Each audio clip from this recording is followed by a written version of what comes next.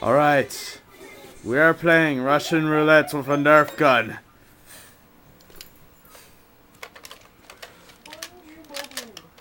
And he doesn't know how to do it.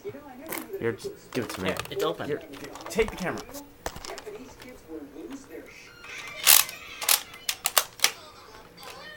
Let's see who goes first. Nutty. Yeah. Alright.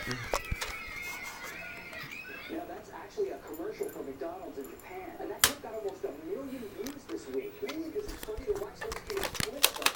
God, like what in the hell are the Japanese putting in those chicken nuggets? Honestly, I haven't seen the Japanese this excited since the invention of tentacle porn. Now, I kid the Japanese, but I am curious as to why they would market a Happy Meal like How many shots is that? That's 3. screaming like that. That's scary screaming. It's almost demonic. Oh god. To be fair, I guess the commercial is kind of funny, mainly because some of the faces the kids make are kind of funny. Ah!